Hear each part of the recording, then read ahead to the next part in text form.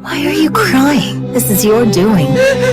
You said you'd rather feel pain yourself than inflict it on others. You choose to be neutral. But you know what happens when you play both sides? In the end, everybody loses. You saw what happened with your mother. Why couldn't you just live for me? You had a choice! Why didn't you choose me? Even if it meant forsaking your aunt? Yes, if she'd be here now! Even if it meant hurting her? If it had to be done! Even if it meant killing her? Whatever it takes! Learn the lesson your mother couldn't seem to grasp. That sometimes, to protect one thing, you have to have the resolve to let go of another. You're not weak like she was. You have the power to break this chain of grief. Anyone who tries to take them from me will get no mercy. And what if your decision ends up being the wrong one in the end? That won't happen, because I'm not wrong. What's wrong is this messed up world.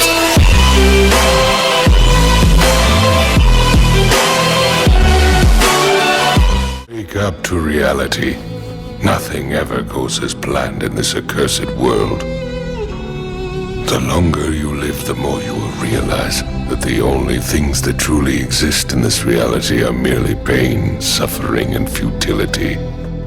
Listen, everywhere you look in this world, wherever there is light, there will always be shadows to be found as well. As long as there is a concept of victors, the vanquished will also exist. The selfish intent of wanting to preserve peace initiates wars, and hatred is born in order to protect love. There are nexuses, causal relationships that cannot be separated. I want to sever the fate of this world. A world of only victors. A world of only peace. A world of only love. I will create such a world. I am the ghost of the Uchiha.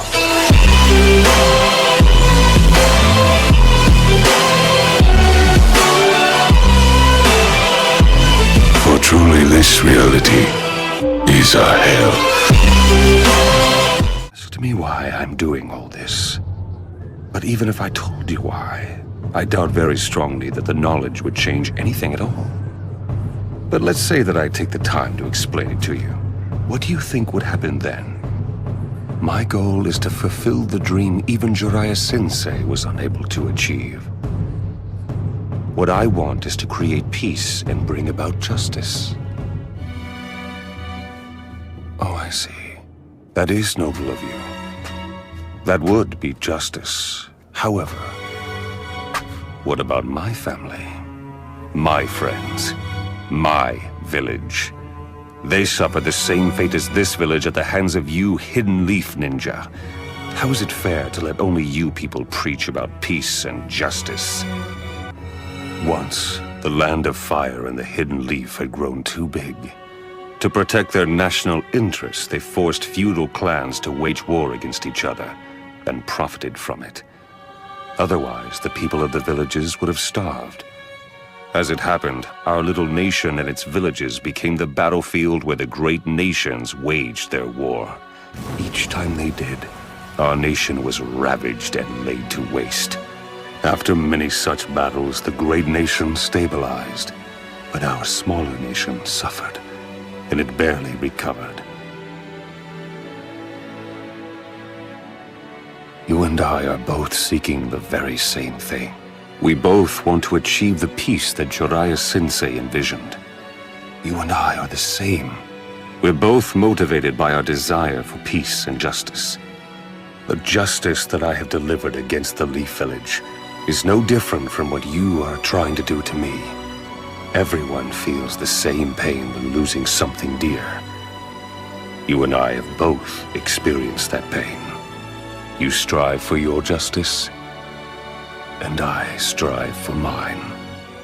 We're both just ordinary men who have been driven to seek vengeance in the name of justice. And if one comes to call vengeance justice, such justice will only breed further vengeance and trigger a vicious cycle of hatred. Right now, we live in such a cycle. I know the past and can foretell our future. It is the same as our history. So we believe that human beings simply cannot understand each other, and they never will. The shinobi world of ours is ruled by hatred, and hatred alone.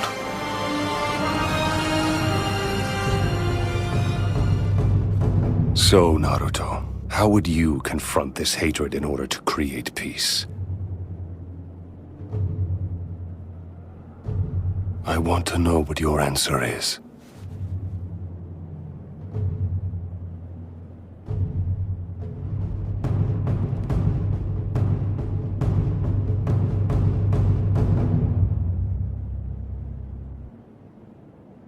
I don't know. I don't have an answer.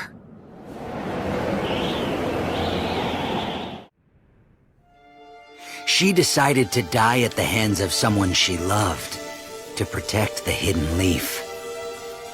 No matter what words you say, to me, the you who could not protect Rin is an imposter. To me, Rin is someone not meant to die.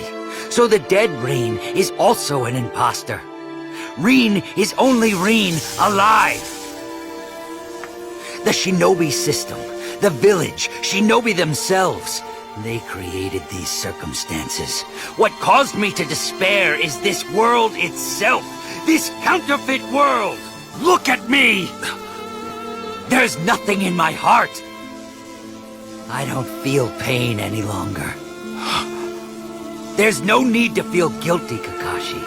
This hole was opened up by this world of hell. I only had pain inside here before, but really, what's the meaning in that?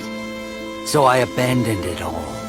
Meanwhile, you have suffered all this time at Rin's grave, and mine as well.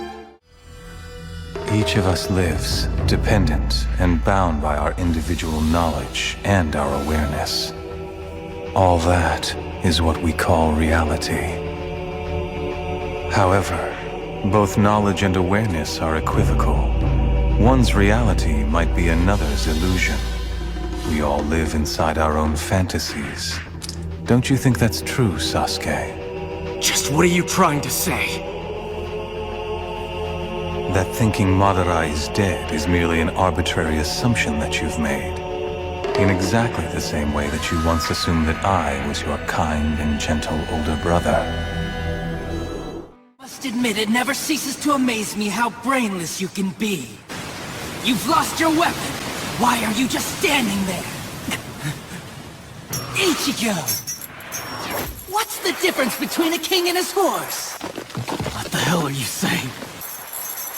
And I'm not talking about obvious stuff, like one's an animal and one's a person, or one has 2 legs and one has 4. Form, ability, and power! That's what's puzzling! If their form, ability, and power are exactly the same, why is it that one becomes the king and leads them into battle, while the other becomes the horse and carries the king? So what's the characteristic that distinguishes these 2 beings? There's only one answer. Instinct! In order for identical beings to get stronger and gain power, they need to develop a killer instinct. And that instinct is mostly forged in battle! They must develop an insatiable hunger to engage in battle. They must live to mercilessly crush, shred, and slice their enemies. This thirst for power is not an unnatural desire. In fact, it forms the very essence of our being. Deep within our body lies the honed instinct to dominate and slaughter our enemies! My friend, you don't have that! You use your brain to try and win a fight! You attempt to defeat your enemies with reason and logic. You don't tap into those pure-based instincts that exist within your core, waiting to be released! And the simple matter is it doesn't work. You're weak! Ichigo!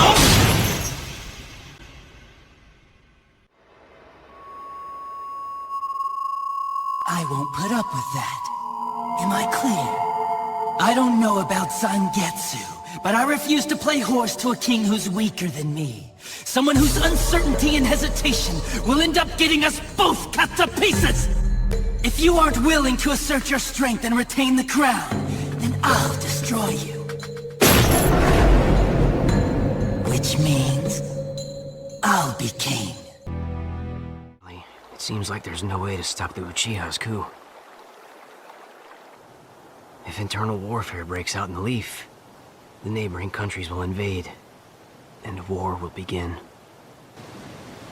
I was planning on using Kotoa Matsukami to stop the coup, but Danzo took my right eye. He didn't trust what I was trying to do, and he will resort to anything to protect the Hidden Leaf village.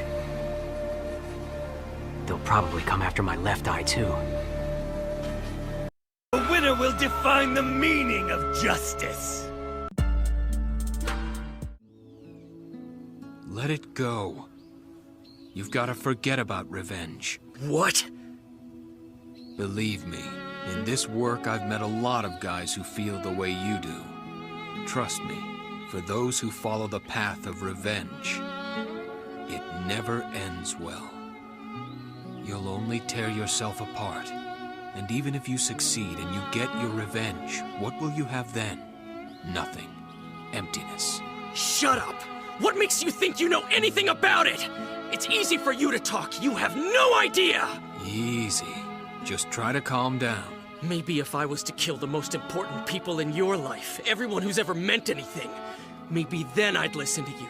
Because maybe then you'd have some idea how I feel. It's an interesting theory, but I'm afraid you're a little late to put it to the test.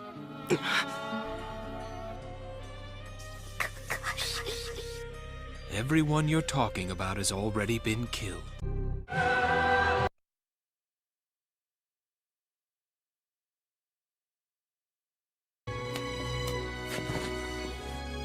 We lose, we take, we catch and get caught. We conform, and we make others conform. We do nothing but cycle between those roles. Take what we can and fight not to lose more than we must. But as hard as we fight, we will lose it all. The people we loved and were loved by will die. No matter what, someday we'll be forgotten. To live is to be unhappy. It's futile. Even so, small and grotesque as I am, short and cruel as this life may be, I still claw forward. I still search for beauty. Because it's worth it to keep choosing, to keep being chosen.